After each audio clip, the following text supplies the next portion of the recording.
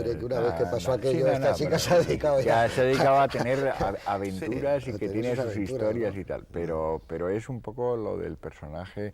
A mí me recuerda todo el rato a la doctora Cartwright de Siete Mujeres, porque además tiene otro elemento en común muy importante, que es la generosidad, y que además aquí se manifiesta incluso al final con una cosa que es muy curiosa, que es que cuando se piensa que se ha dicho que esta película era una película marginal, incluso Ford dio pábulo a que esto corriera porque le preguntó Bogdanovich que por qué había hecho esta película y dijo que le apetecía ir a África. Entonces, Me había gustado el guión, es una idea un poquito como frivolizante, pero una cosa que es curiosa de esta película es que el final es una de las versiones del Print the Legend de Liberty Balance hecho después de For Apache. O sea, de nuevo están inventándose, que tú sabes como espectador que eso es una historia ficticia, te están montando una puesta en escena para engañar a un personaje y contarle una mentira piadosa en el fondo y, digamos, dejar apañado esta historia, arreglarse cada uno por un lado. Y están, en lugar de contar la historia verdadera, que el rey la dispara por celos, pues le convierte en el que le dispara por defender la virtud. A mí hay una cosa sobre las respuestas que daba Ford, que contrariamente a lo que hace un par de semanas o tres, Manuel Gutiérrez Aragón en una entrevista decía que él no tenía la sensación de que Ford no era un hombre culto y todo eso. Eso ya se ha demostrado que es absolutamente mentira, forma parte de la leyenda. Ford lo que no era un hombre nocturno, no era un hombre que se le viese nunca en la vida social de Hollywood, pero sí se sabe perfectamente que llegada a la cena en familia, después se sentaba en un sillón cerca de la chimenea, encendía su pipa y se ponía a leer, y era un experto en muchísimas cosas. Por ejemplo, quizá el máximo experto de los que se han podido conocer sobre la historia americana y sobre el folclore americano y sobre muchas otras cosas. Pero hay un amigo nuestro, André Labart, que nosotros le conocimos en los años 60, a la vuelta de Hollywood, de hacer para los cineastas de nuestro tiempo una entrevista a Ford, y de esa entrevista yo he visto algunos trozos, y para cómo era Ford, le pregunta el francés, ¿cómo llegó usted a Hollywood? Y en vez de decir cómo expresó su carrera, dice, no, llegué en tren, y ahí acaba la respuesta. Ese es el típico laconismo irónico. Eso lo ha hecho muchas veces y está recogido en varias entrevistas cuando le dice, me gustaba, y no dice absolutamente más.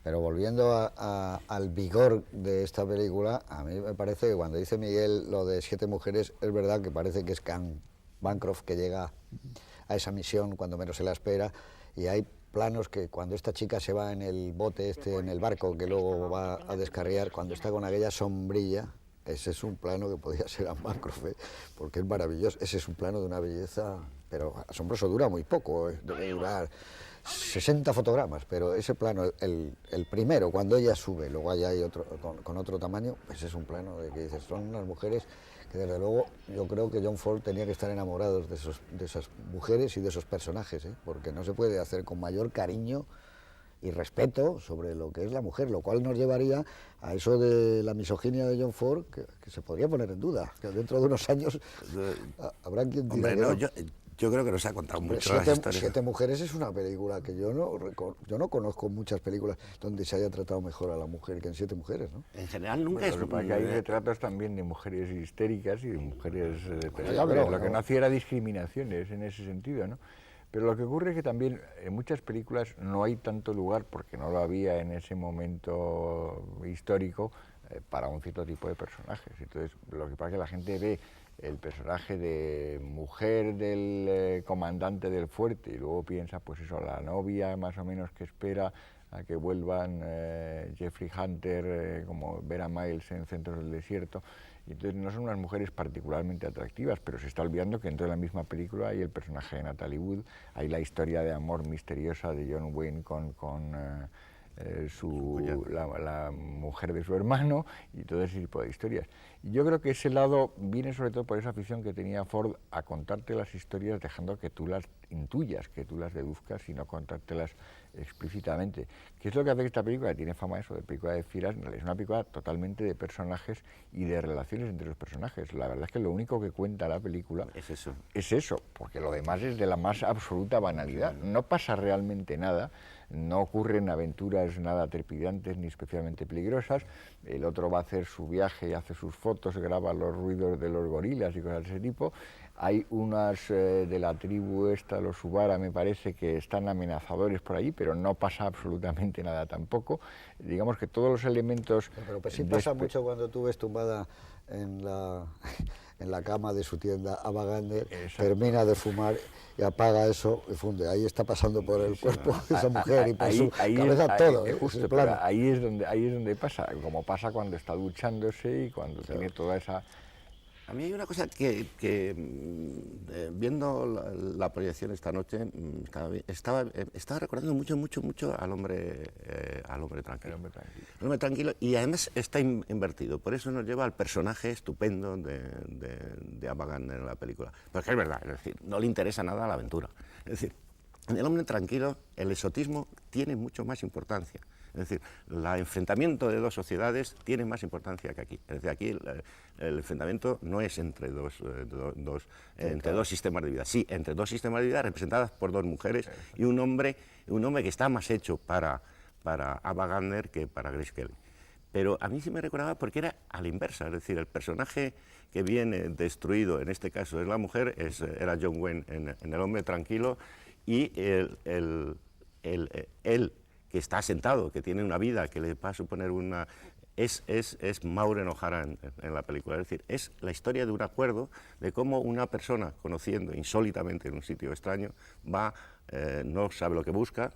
Quizá John Wayne en El hombre tranquilo sí sabe lo que busca la paz, busca la tranquilidad, busca el apaciguamiento. Aquí lo encuentra esta mujer en este tipo y lucha a través de él. Es decir, son dos personajes muy invertidos y tiene la misma forma de tratar África como trata quizá más folclóricamente la Irlanda del hombre tranquilo que aquí el África, nada menos que de Kenia, del Congo belga y de los sitios maravillosos que nos muestra. Es decir, me interesa mucho más las relaciones entre ese trío, es decir, porque es verdad que a mi manera de ver quizá tiene un problema, y es que le falta un oponente, ¿no? Como diría Hitchcock, le falta que el personaje del marido, que es un hombre encantador, estupendo, el que hace muchos elogios. El hermano. Estaba bien visto, la censura. Decía más un hermano, en efecto. El hermano. Que quizá hubiera sido raro ver a Frank Sinatra haciendo de un científico como él, pero Frank Sinatra hubiera ofrecido posibilidades, por ejemplo, ya que estuvo allí un tiempo, de oponente, ¿no? Yo estaba pensando, por ejemplo, en David Niven. ¿Cómo hubiera sido la película sin David Niven? Lo mismo que no me imagino esta película sin Ava Gardner. La puedo imaginar sin Clark Gable, fijaros.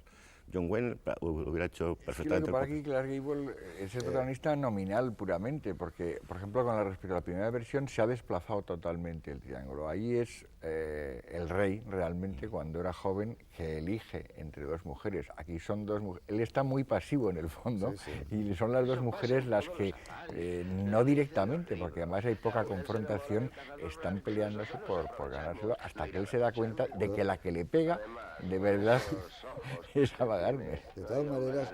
esa escena que tú has dicho, que queda demostrado, la escena esa en la que le salva la vida al matrimonio, es genial, porque es... Pasa que sigue siendo una estrella, Clark Gable, y luego lo trata como una estrella. La presentación es estupenda a través de una visión nada clara del héroe que está tumbado y que se levanta, y cómo se pone el suéter y el sombrero. Eso es de poca gente, lo ha hecho así en el cine de Biel y de suelta. Esas son cosas muy difíciles.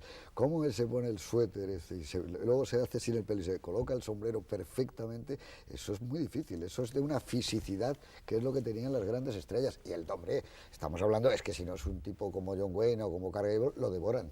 Que tiene que ser alguien como este tipo, muy sobrio. Y además que pero es imaginable, John Wayne. Que encaja en todo. Sí, podías ver a John Wayne. En cambio, a Ava Gardner es muy difícil imaginarme otra actriz, ya vista esa película.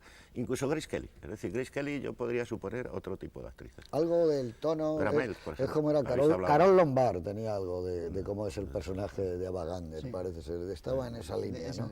John Trafford un poco en algún momento de los años 30. También, una cosa muy asombrosa de la película es a la velocidad con que él nos introduce en cada uno de los personajes, cómo no pierde tiempo en explicarlos, porque los vamos descifrando junto con él, y no pasa nada, él va cortando. Es decir, ese amanecer ya nos mete, en un momento estamos detrás de la pantera, empieza una panorámica, despierta, llega un tío corriendo y ya estamos. Y a partir de eso no explica nada, ni pone cartel, nada, ya empieza la película y todo el tiempo va así, a ese ritmo, sin perder ni un minuto en explicar cosas que otros directores alargarían. Él no, él da por sabido que tú vas a entender todo y claro, efectivamente lo entiendes, porque es que realmente yo creo que nadie, eso sí que estoy convencido, nadie ha utilizado las imágenes con la sabiduría que lo ha hecho.